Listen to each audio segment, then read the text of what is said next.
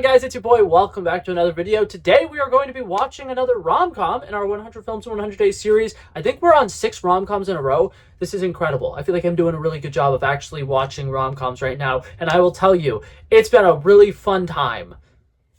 For the most part, actually. Only 2 of them have really made me depressed and feel lonely inside. And I feel like today I picked a really good one that's going to make me laugh out loud, and I'm going to have a really good time. We're going to be watching the movie Mike and Dave Need Wedding Dates. I like to refer to this movie as a thrift shop movie because, let me tell you, as somebody who goes thrift shopping relatively frequently, like I probably go thrift shopping at least once a month, I always check out the movie section. And you know what movie is always there? This movie, the movie Wedding Crashers, and there's a handful of others. But, like, this is one of those movies where if you want to own this movie on DVD, congratulations, go to any thrift shop ever, they will have it. And so, that being said, I don't know if that's a good sign for this movie, but I will say, I do know that there are some pairings in this movie that are in other movies. So there's like parts of this movie that I feel like I've seen before, because I feel like this is the kind of movie where you'll see clips of it on the internet, because it's like, look at this little funny bit. But I'm also confused because Aubrey Plaza and Zac Efron are in this movie together. They're also in Dirty Grandpa together. Anna Kendrick and Adam Devine are both in this movie. They're also obviously in the Pitch Perfect movies, and I think they've been in other stuff together. So there's a lot of interesting combinations here. So that being said, very excited to see what this movie has in store for us. I'm going to go watch it. It is currently on Netflix if you guys want to watch along, but I will be back with my immediate thought, reactions, and review. 100 films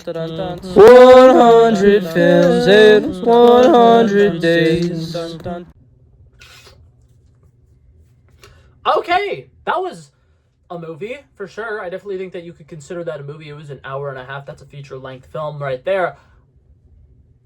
I don't know how I felt about that. I'm going to keep it totally real with you. This movie is really interesting because I feel like, right, I'm going to kind of compare this to Marvel real quick because I love Marvel movies and I like, you know, defending Marvel movies whenever I can. But there is something that has been said about Marvel movies that I feel like is very true. It's a very valid complaint with those types of movies, which is anytime there's something super serious happening, it gets undercut with a joke, right? That's a really big problem in a lot of superhero movies. It's a really big problem in a lot of movies nowadays in general. I feel like a lot of big blockbuster movies will do this where they're like, we need to get funny actors because we can't have characters having very serious moments for too long. We have to make sure that we throw a bunch of jokes in there so people stay entertained.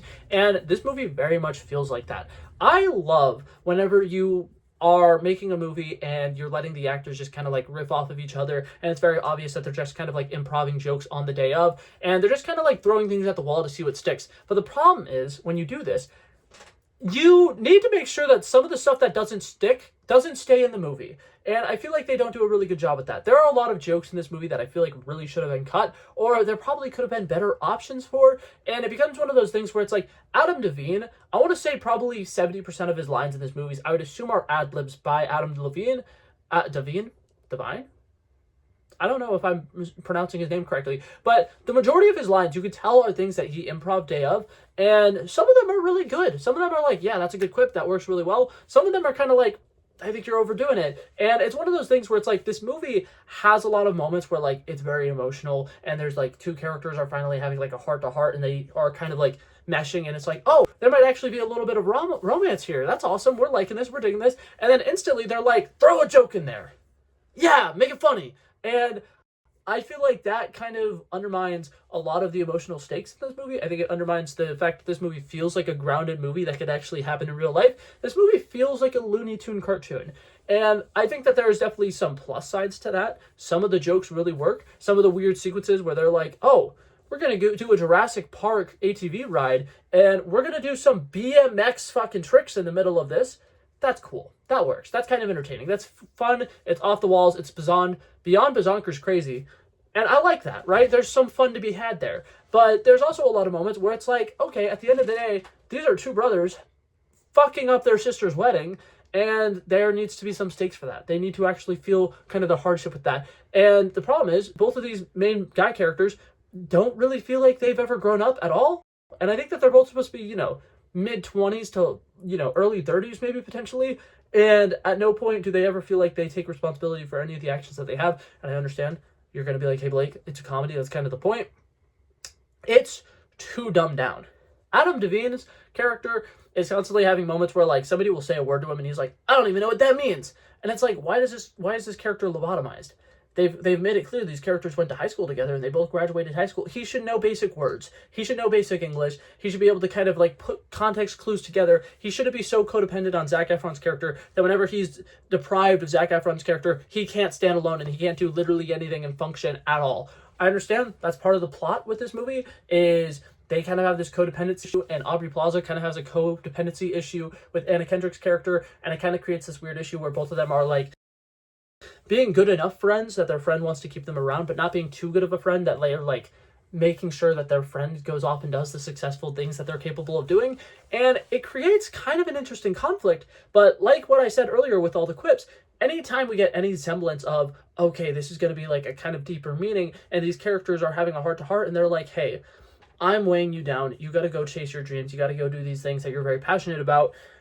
It gets undermined with a joke, and they kind of immediately brush past it and they go to the next scene.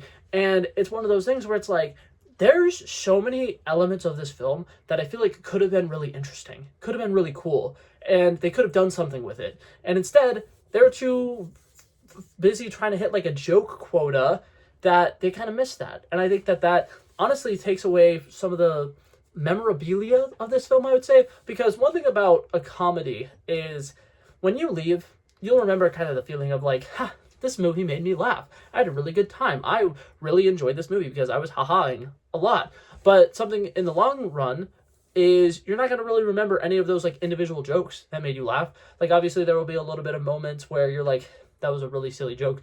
I'm going to have a vocal stim that's that joke for the next couple of weeks. But like a month from now, if you tell me to say anything about what happens in this movie, I'm not going to be able to tell you anything because none of the characters really have any big emotional arcs. None of the characters have any really good serious moments, and none of the jokes are so outlandish and crazy and over the top and actually work that it makes me want to watch this again, and it makes me want to recommend it to people. It's kind of overwhelmingly okay as a movie. It's not bad. It's certainly not great, but there's every once in a while a moment where you're like, oh, it's getting somewhere. Oh, it's getting somewhere. Oh, it's going to get a little bit better. It's going to get a little bit better. And then Adam Devine will come in and he'll say some one-liner that is stupid and horrible. And I love Adam Devine for the most part, right? I grew up on the Pitch Perfect movies. I think his sense of humor is fucking hilarious. I think him as Bumper is fucking incredible, right? I genuinely love that character. In this movie, he feels too much like a 7-year-old. And it's clear that these are two characters who are like running a business and they're trying to have like their own liquor company and stuff like that. And they're supposed to have some form of, he's slimy, but not necessarily an idiot, but he's just an idiot. And all of the characters in this movie are just idiots. And I hate that. I really don't like a film where none of the characters feel like the everyman guy. And it's like they kind of do it with Eric, the fiance for Ginny, their sister who's getting married.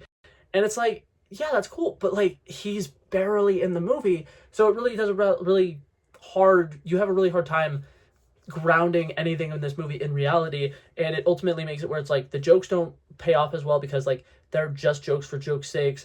The conflicts between the two characters don't really feel any weight to them because at no point do they actually feel like they're going to break up or they're not going to end up together by the end of the movie. And it's just this movie feels so devoid of stakes that it genuinely just feels like an okay movie at best, and it genuinely just feels like something you throw on in the background, which is really sad. So I can understand why this is a thrift store movie, why you'll always constantly find the DVDs at thrift stores. And yeah, if you're looking for a quick laugh, if you're wanting a movie to put on in the background, if you're playing like cards with a group of friends or something like that, you have people over and you just want to throw on something funny for the background, or like you're cooking and you're not paying too much attention to it, this could be a very fun movie for that. But I think that overall, I don't think I'm going to be able to tell you a single thing that happens in this movie a week from now. And that's not good. That's never good. So, as far as this movie goes, overrated, underrated, in the middle, like I said, I will see clips of this movie all over the internet. I constantly see people posting certain like bits and jokes and parts of this film. I don't think it was that entirely funny that it justifies doing that. So this is the first time ever, I'm going to say that this movie's overrated. And if I had to give this movie a score on a scale of 1 to 100, like I said, it's painfully mediocre, the entire film. So if I was to give it a grade, I would give it probably like a 54, because there's a little bit more positive than there is negative. But honestly, if the two main girls in this movie were not played by Anna Kendrick and Aubrey Plaza, I could definitely see me rating this movie like a 30. Like, it's not that great. There's some dynamics that work, but for the most part, it's just really disappointing. And anytime there's something that like seems like it's actually going to be really good, they stray away from it immediately. So that being said, overall, I had a good time with it because, like I said, it was funny. I just don't think it's a good movie at all. So that being said, that's going to be it for this video, guys. I might not be here the next couple of days. The Patriots are going to be playing in the Super Bowl, and I am a lifelong Patriots fan. So the next couple of days, I'm going to be really busy with Super Bowl parties and little events like that. So if I'm not posting the next 2 days, don't freak out. I'm going to be back on Monday for sure. But that being said, I just wanted to give you guys a heads up in case. But that's going to be it for this video, guys. Thank you guys so much for coming by and checking it out. I love and appreciate you guys so much watching. And if you liked it, feel free to like and subscribe. And I'll hopefully see you guys in the next one. Peace out. Bow.